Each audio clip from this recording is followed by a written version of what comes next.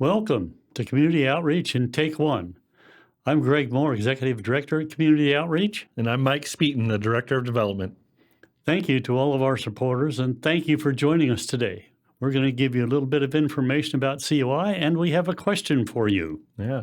Before we get to that, though, a lot of the questions that come to us are, what do we do at COI? So we put together a quick little video. We want to show that video right now. It's about a minute and a half, and it gives us the 6 things that we do best. We stay in our lane, and we want you to know what that is. So watch with us this cool little video. Here at Community Outreach, we know that everyone can lead healthy and productive lives when they have the right skills, support, and opportunities. Our transformative shelters for men, women, veterans, and young adults provide a home for anyone who doesn't have one or whose housing is unstable. And we are the only organization in the area that provides shelter for families.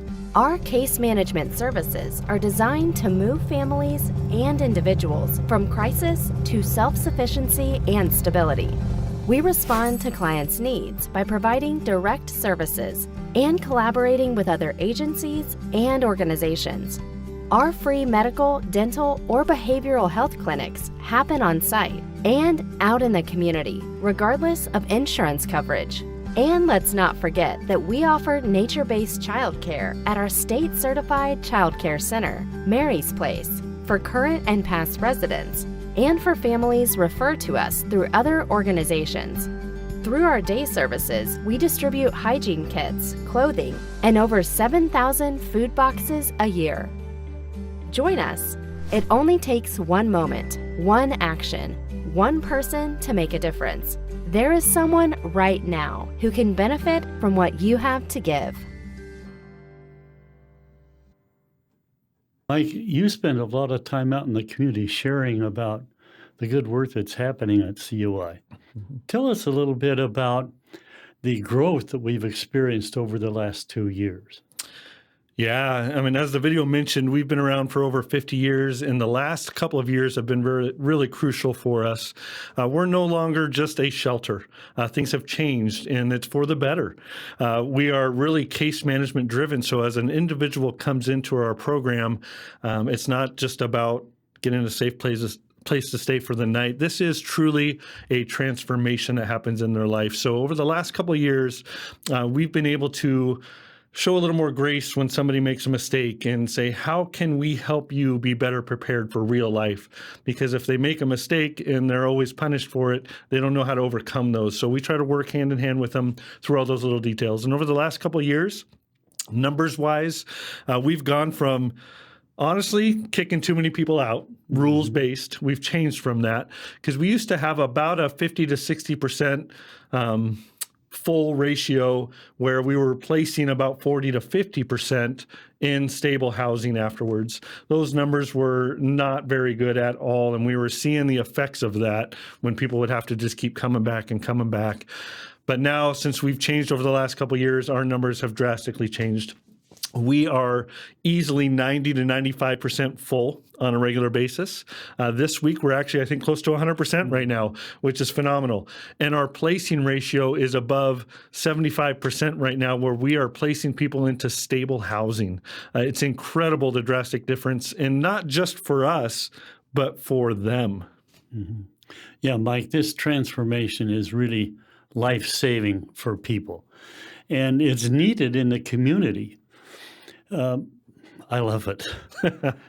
Can you give us some insight on how we as a team plan to address the financial growth needed to sustain this path?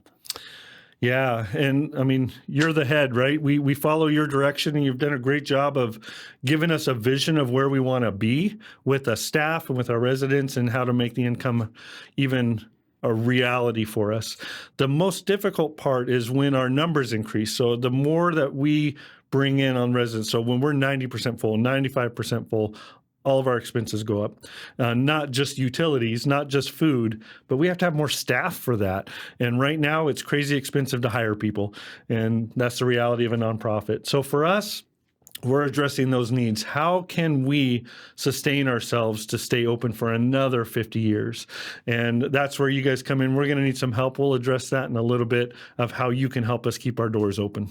Appreciate that, Mike. You and I have been working on a new and exciting concept this last half of 2024.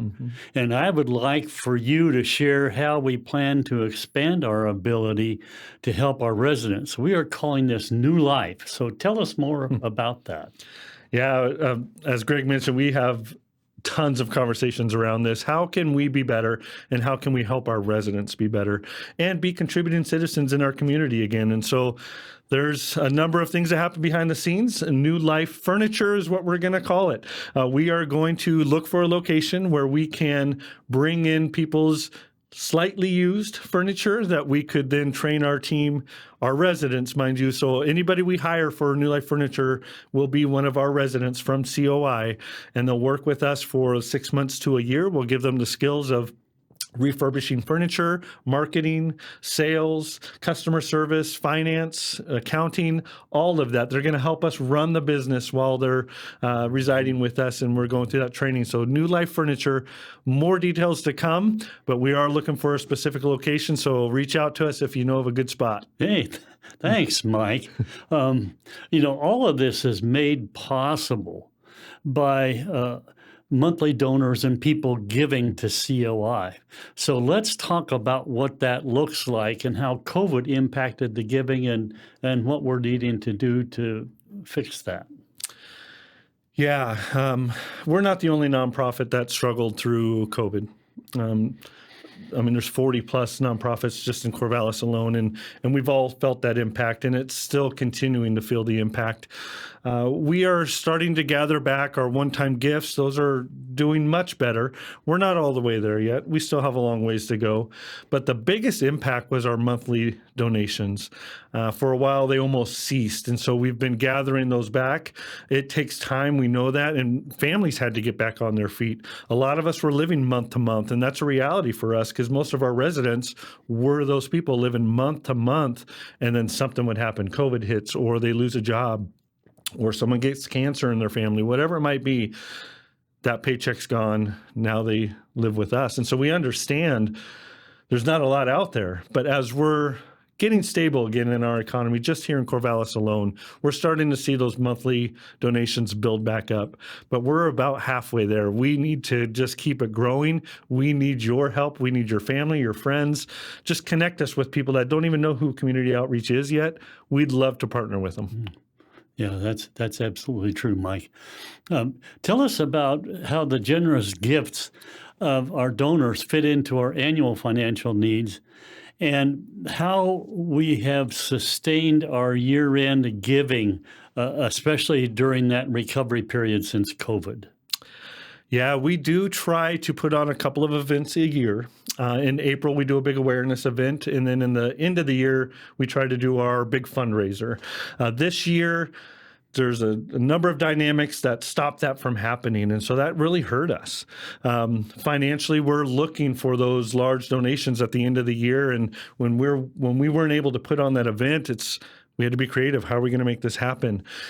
So here we are. We're starting to take one series. This is our first one. We want to stay in front. We want to stay in touch with everyone, our supporters, your friends, your family across the country now. We need everyone to partner together. Houselessness is not an issue just for Corvallis, Oregon.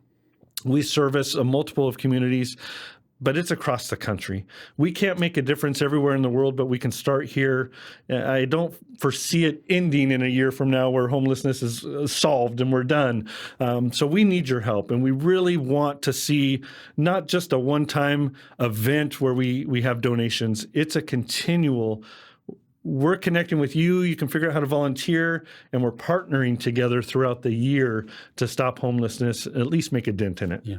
Thanks, Mike. That's absolutely true. That's right. It takes a community, and we need a community now more than we ever have. And that means we need your financial support to keep transforming lives and creating the transformatives for people in our community. We are also asking you to help spread awareness. So we want this video to reach far and wide. Share and like, I think, is the term.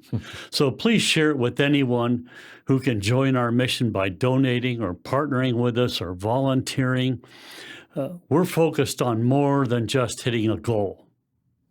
This is about making a difference in people's lives, a transformative pathway difference, and sharing in someone's life and the future that we can help them create. It only takes one moment to take one action to help one person. Would you be that one person for us today? Thank you.